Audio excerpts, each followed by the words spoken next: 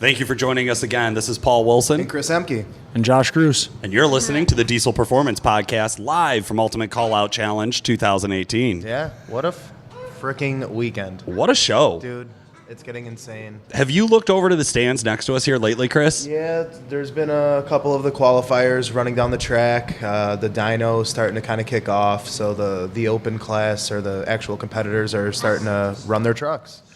Yeah, Baca's about to get up on the dyno from what it looks like, so that'll be really interesting to see. I know everybody's hoping. I've heard rumors about 24 to 2,700 horsepower out of that truck. I mean, there's been videos to verify that. Yeah. Oh, they've made it. They've made it. Whether or not it'll make it here is always the question. What was crazy, too, we had Trevor Peterson. Yep. He broke 2,000 back at home and then did the same thing here. He came here and backed it up. So maybe Baca's going to be in the same situation. Yeah, this dyno seems to be dialed in. Everybody seems to be really happy with it. Last year we had a little bit of grumbling, which we kind of just wrote off as people grumbling about dyno runs. But this year it seems to be legit. Everybody seems to be pretty well dialed in. Right.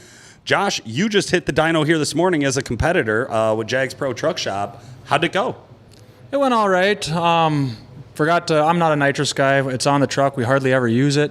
We purged it, had it ready. I forgot to hit the arm switch inside the truck when we ran. Oh, no. So what we seen was fuel only. I was a little behind it when the load came in. I didn't have the boost quite where I should have when I told the guy to go for it. So it worked. It had to work hard to come up to life. It finally made 1,700 and change on fuel. And then when we let off throttle, we heard rods starting to clang. So we're hunting rod bearings down right now, trying to make it so we can go play tomorrow. Oh, no. Okay, so you guys are looking at working on the truck today then? Yeah, we had to do some yesterday too, and we're here to contend. And if we can fix stuff, we're gonna. And that's part of the game. These trucks at the caliber they are, whether you're a qualifier or a contender, they don't live forever. I don't care who builds them, how they're built. We're pushing the limits with these things and doing stuff, even with the best parts out there. They're ticking time bombs, moving the weight we're moving at the horsepower we're doing. Mama. And we got your little guy with us here too. What's your name? Brantley. Josh, we were talking a little bit about making this a family event. You got the whole family out here with you this weekend. Yep. So last year we were down here. I didn't have my oldest with me. Brantley was here last year. Mama was pregnant with number 3. She was 8 months pregnant when we were down here last year. The wife is, God bless her soul, has been extremely supportive. She's been pushing the little 11-month-old around all day, getting teased or harassed a little bit by some of the track officials because she wants to be down by the track or truck and they're making it hard on her. But we're doing what we can to make it a family event. If it wasn't for her and the support, I wouldn't be here. Yeah. True story, man. Now, what happened yesterday? We saw the truck, made a couple passes down the track, saw a little bit of a couple issues the first pass or two. So walk us through what happened yesterday. So first pass out, we're trying to get our 60-foot back. We lost. That truck used to cut a 1.4 all day back in the day. Now it's been doing high 150s, low 160s, and we've been trying to figure out what it is, gearing, whatever. Decided we're going to try to lock the converter basically right off the line on a digi-set. And we've tried that twice now, and each time it's taken the one-way roller clutch up. We fixed the tranny, got it all back together, went back to second gear lockup, went a 9.1 something on fuel, and the truck still weighs 5,600 pounds. Wow. It's not heavy, but it's not light. It's an all-steel body crew cab, all glass in it yet. I got to the end of the track. I was happy. I wanted to be in the 8s like we talked earlier. Right. Sure. But I was happy with it. It had me in a good contention. Then I watched Justin Anders come up, poured the wood to his truck with nitrous, and went at 8. At that point, I got a little hot and like, all right, now he did it. He's heavier than me. I got to go do it again. Then we got back to back to our pits, and I looked at the log, and I was on number 1. Then my CSP switch was set to 5, but it didn't go to 5. Oh, no. Oh, whoa. So we came back around. After I figured that out, I'm like, leave the bottle off it. Now I want to do this on feel. Yeah. And when we pulled up, we looked at the switch. Again, it wasn't blinking on the back like it's supposed to at number 5. Yeah. That's why we backed back out of the pit, or the staging lanes down here. Made sure it worked, came back up, and we went a 874 at 160.9, fuel only on a set of compounds. Ooh. So Now, did I see a post real quick there, Chris? I see a post that makes you the fastest all steel body. What's the ring around that? Well, if you look at all these guys out here running, Baca went 8s today with a crew cab. I'm pretty sure that truck's not steel. I could be wrong. But he won an 880. I did get past him a little bit on that. Justin, as far as I know, is the fastest streetable diesel pickup around with his 890.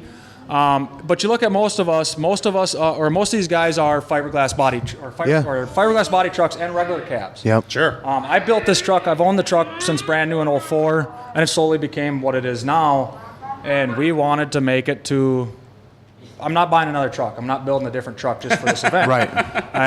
It's there. The suspension's there. My truck leaves without squawking tires, and it can leave hard. Even yesterday, even with a slow 150 on that 8.7 pass, it was a 150 60 foot, more than made up by it by 330. It went a 570 at 128 to the eighth, and it pulled right out the back door. And as far as we know, you look at the rest of these guys that are faster than me. A lot of them are way faster, but they're not all steel body trucks, and most of them aren't crew cabs. Yeah. Right. So I think I got the right to say we own the world's fastest crew cab all steel body pickup at this point. That is so cool, man. You've proven a couple things too. Consistency. There's a lot of guys that they don't have the consistency, and you've proven another thing that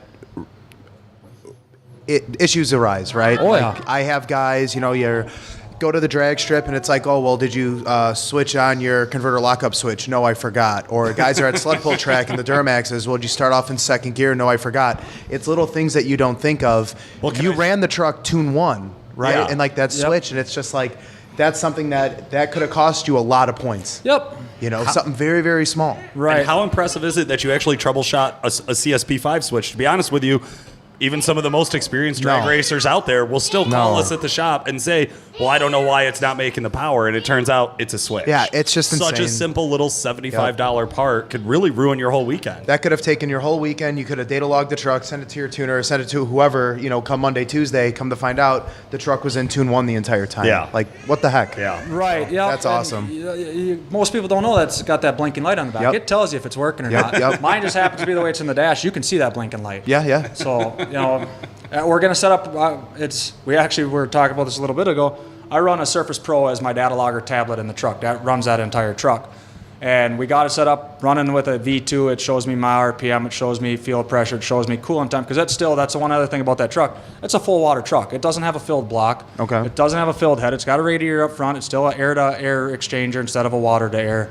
It's kind of basic compared to a lot of these guys. I mean, you can literally take the truck on the street still. I could drive it on the street. There's no AC. There's no heater box. I could easily throw a passenger seat in it. And that truck, I actually have. I've driven it from my house to the shop, about a 5-mile drive. I should probably put a rear bumper back on it. The cops ain't a big fan of it. Right. I've done it. So. Yeah, very cool. Absolutely. So what are your plans for the sled pull?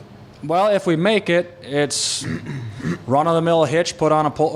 That's a designated drag truck. That's what that truck's for. And I'm not a pull-on guy. We own one. We have an LML that's a designated sled puller. And I got a guy that runs that. We can build them. I'm not a big fan of taking my expensive, beautiful truck I've worked my whole life on to put it in the dirt, but it's part of this challenge. I agree. If we make it tomorrow, it's going to be, you'll come out. I got suitcase weights hanging. I ain't got a fancy weight box. We'll have the kind of a drawbar style hitch that bolts to the truck. It's fully unboltable to save weight for the drag strip, and a set of duals. And hopefully that track is a lot more sticky this year than it was last year. Last year was a big dust bowl. Yeah. So That's awesome. Awesome, man. Well, congratulations so far. You guys have been killing it. It's definitely a very impressive turnout to see you guys come out and perform like this and be into the 8s and, killing it on the dyno and really pushing it. I would love to see it. Anybody you want to give a shout out to? Gorin Transmission's been extremely good to us. I'm not one to go around and ask for sponsors, never have been. I kind of fell into that. We buy a lot of parts from most of our transmissions are built with their parts, and let alone one day Dave calls me up and goes, "You got a Fastenal by you?" "Yeah, I do." "Okay." That's all he said. A couple days later, Fastenal calls me, "We got a shipment for you down here." I go down there, I got a complete spare transmission ready to rock. What? Never asked for it, nothing. And I don't know if it was, last year we gladly put his name on the back of the truck with no problem because he handed me free parts to rebuild the tranny. This year I think he just wanted to make sure that we were ready to rock, and That's we needed awesome. it. So we broke the tranny right away yesterday. So. Well, thank you so much for taking Thank some you, time out guys. to talk to our listeners. We really appreciate it. This has been Paul Wilson. And Chris Emke. Josh Gruis. Thanks for listening.